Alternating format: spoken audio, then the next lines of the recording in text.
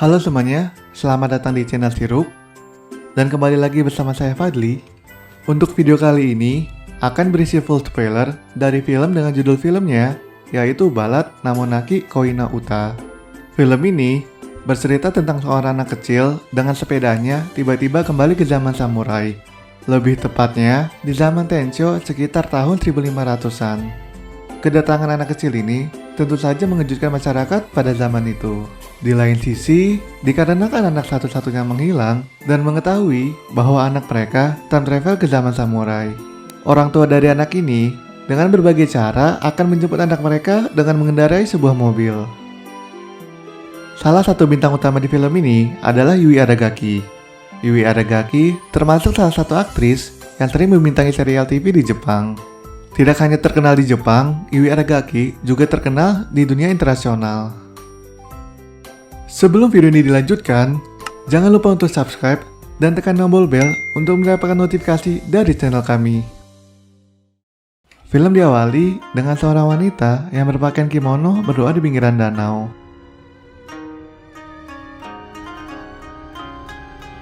Tiba-tiba ada seorang anak kecil yang terbangun dari tidurnya.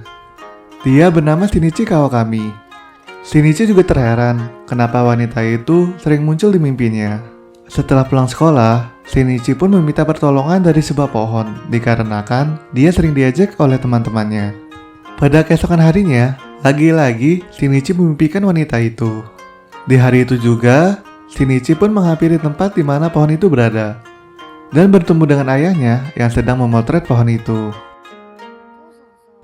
Ayah Shinichi bercerita bahwa pohon itu bernama Pohon Agung Kawakami. Kawakami sendiri itu merupakan nama dari keluarga Shinichi. Ketika Shinichi menghampiri pohon itu, Shinichi pun menemukan sesuatu. Digalinya dengan tangannya yang ditemukan sebuah kotak yang berisi selembaran kuno bertuliskan huruf Jepang zaman dulu. Ketika membaca itu, Shinichi pun mendapatkan ingatan yang aneh. Ingatan-ingatan seperti berada di zaman samurai. Ketika Shinichi ingin pergi, tiba-tiba dia jatuh pingsan. Terbangunlah Shinichi di daerah yang antah berantah. Shinichi pun mengitari daerah yang misterius baginya. Tidak jauh dari sana, Shinichi melihat ada sekelompok manusia yang dia sangka sedang menyelenggarakan festival. Ketika ada dua orang yang bersiap untuk menembak, orang itu diganggu oleh Shinichi, dan tembakannya pun meleset dari targetnya. Shinichi pun dihampiri oleh pasukan para samurai, yang kemudian Shinichi dibawa ke suatu tempat dengan sebuah kastil di puncaknya. Dengan keadaan terikat, Shinichi pun dihadapkan oleh tuan tanah di tempat itu, atau biasa disebut sebagai daimyo. Seorang pria yang bernama Matabe yang selamat dari tembakan tersebut mengatakan bahwa Shinichi menyelamatkan hidupnya. Daimyo pun membentak Shinichi untuk mendapatkan barang bukti. Dengan menunjukkan HP-nya, Shinichi membuat mereka terkejut dengan apa yang mereka lihat. Shinichi menceritakan mimpinya membawa Shinichi kembali ke zaman ini, zaman di mana para samurai masih berperang. Ternyata wanita yang dimimpi Shinichi bernama Renheme yang merupakan anak dari Daimyo. Hal itu menjadikan Renheme sebagai tuan putri. Mendengar bahwa dirinya dimimpikan oleh Shinichi, Tuan Putri pun menyuruh Matabe untuk menjaga Shinichi. Di perjalanan, diketahui dari bawahannya yang bernama Bunshiro bahwa Matabe mempunyai hubungan yang dekat dengan Tuan Putri. Bunshiro bercerita bahwa Tuan Putri menolak semua pria yang sudah dicalonkan oleh ayahnya. Film kembali kepada orang tua Shinichi. Ayah Shinichi menemukan selembaran yang sebelumnya Shinichi temukan. Ketika dibaca oleh ibunya Shinichi, ternyata itu merupakan pesan dari Shinichi bahwa dia sedang berada di zaman Tencho. Tentu saja hal itu sangat mengejutkan bagi mereka. Di sana, di rumah Matabe, Shinichi menulis surat untuk kedua orang tuanya. Yang ternyata surat itu adalah surat yang Shinichi temukan waktu itu. Cerita kembali ke orang tua Shinichi. Ibunya Shinichi terburu-buru menyiapkan barang di mobilnya. Pada awalnya, ayahnya Shinichi tidak mempercayai bahwa anaknya kembali ke zaman samurai. Di artikel yang mereka baca, Shinichi Kawakami membantu pasukan samurai untuk memenangkan sebuah pertarungan. Hal itu membuat ayahnya Shinichi mempercayai bahwa Shinichi berada di zaman samurai. Cerita kembali lagi ke Shinichi. Di kota itu, kedatangan seseorang yang membuat mereka semua ketakutan dan bersujud. Ketua dari kelompok tersebut menyuruh Shinichi untuk menunjukkan keahliannya, yang ternyata keahliannya itu menaiki sepeda. Disuruhnya Shinichi untuk menaiki sepeda. Tentu saja, hal itu mengejutkan semua orang yang berada di situ. Tidak terkecuali ketua dari kelompok tersebut. Diketahui orang itu bernama Takatora Okurai. Kita sebut saja dengan Takatora. Di sini, Takatora bermaksud untuk menikahi Tuan Putri. Tentu saja, Tuan Putri menolak pernikahan itu. Di tempat Damio, hanya Tuan Putri yang menolak menikahi Takatora. Hal itu membuat Tuan Putri kabur dengan menggunakan kudanya. Ketika Bunshiro menaiki sepeda Shinichi, Bunshiro dan Shinichi berada di sebuah danau yang Shinichi impikan. Secara tidak sengaja, mereka bertemu dengan Tuan Putri. Dilihatnya mereka berdua, Tuan Putri sedang mengalami masalah. Seketika, para Ronin atau seseorang samurai yang kehilangan arahnya mendatangi Tuan Putri, meminta uang kepada Tuan Putri. Bunshiro pun berusaha melindungi Tuan Putri walaupun dirinya juga ketakutan.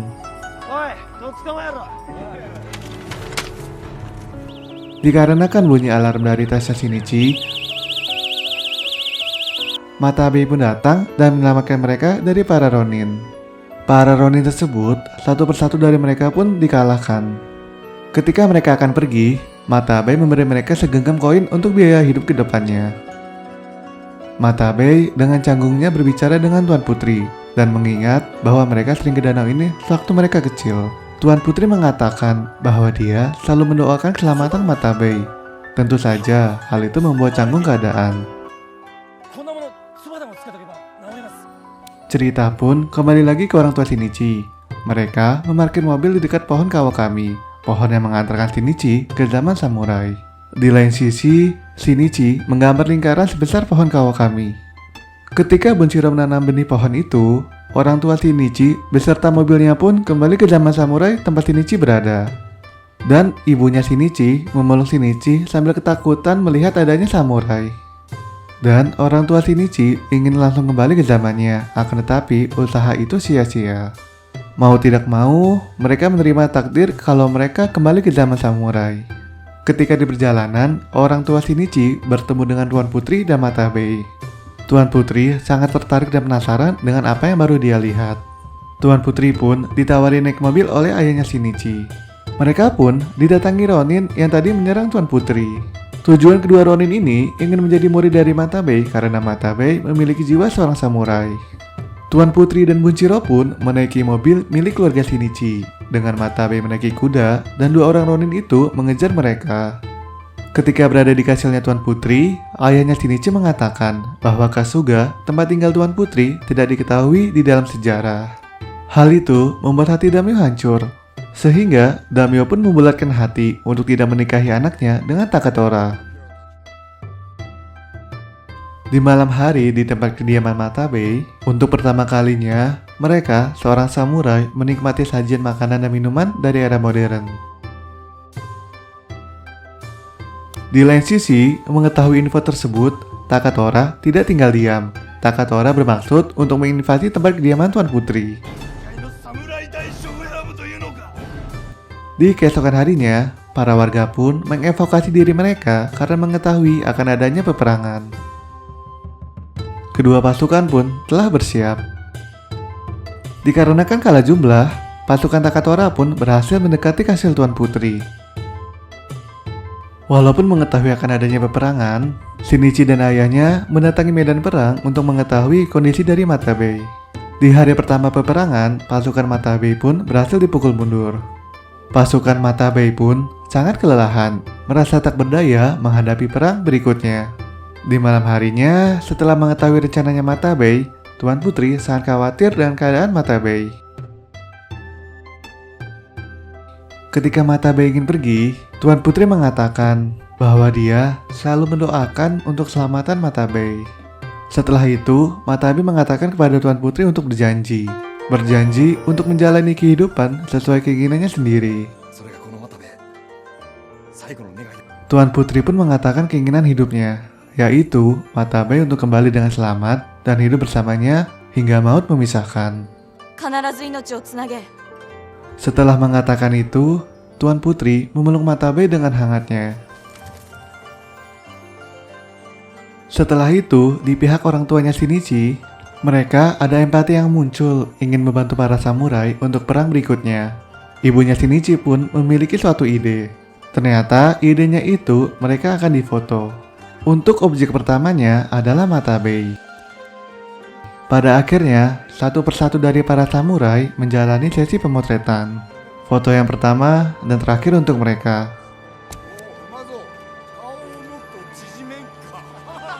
Di hari berikutnya, sebelum mereka para samurai pergi berperang, Shinichi memberikan HP untuk Matabe. Dan Matabe memberikan fotonya yang Matabe harapkan untuk diberikan ke Tuan Putri jika Matabe tidak selamat. Sebelum pergi berperang, Matabe melihat foto Tuan Putri.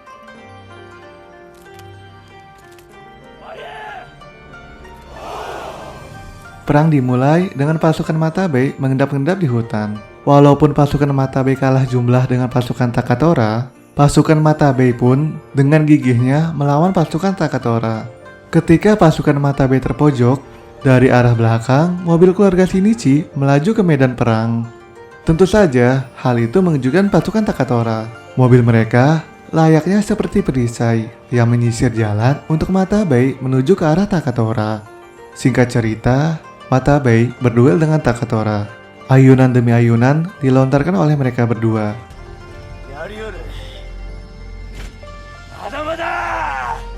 Pada akhirnya, pertarungan itu dimenangi oleh Matabe. Dengan Takatora bersiap untuk nyawanya direnggut oleh Matabe. Ketika itu, Shinichi mengatakan untuk tidak membunuh Takatora. Akan tetapi, Shinichi diusir oleh Matabe. Rambut Takatora pun dipegang oleh Matabe. Shinichi pun dipeluk oleh ibunya dengan ketakutan. Ayunan pedang pun dilontarkan ke arah Takatora. Jambul rambut Takatora pun dipotong dengan keadaan Takatora yang masih selamat. Jambul yang dipotong menandakan kekalahan Takatora oleh pasukan Matabe. Kebahagiaan pun memuncak bagi pasukan Matabe dan Tuan Putri. Tuan Putri dengan bahagianya melihat kembalinya Matabe yang selamat dari perang. Tuan Putri pun berlari ke arah Matabe dengan gembiranya. Selangkah sebelum mereka hidup bersama. Akan tetapi, suara tembakan terdengar. Mengetahui bahwa Matabe telah tertembak. Sebelum akhir hayatnya, Matabe memberikan pedang pendek kepada Shinichi. Kebahagiaan Tuan Putri berubah menjadi duka mendalam. Kehilangan seseorang yang seharusnya hidup bersamanya. Perasaan amarah, sedih, kecewa, mengetahui Matabe terbunuh setelah perang selesai. Perpisahan keluarga Shinichi dengan Tuan Putri pun terjadi. Ucapan terima kasih dilontarkan oleh kedua belah pihak. Dengan menaiki mobilnya, keluarga Shinichi pun kembali ke zaman yang seharusnya mereka tempati. Dan film pun berakhir. Terlepas apabila kalian adalah seseorang yang mempunyai minat tentang samurai atau bukan, film ini menyuguhkan cerita yang ringan, dibalut dengan konsep cerita yang menarik. Walaupun pada akhirnya, kisah antara seorang samurai dan Tuan Putri berakhir dengan tragis. Film ini saya sarankan agar kalian menikmati dengan cara menonton film ini secara utuh. Sekian dari channel Tirup, sampai jumpa dan have a nice day.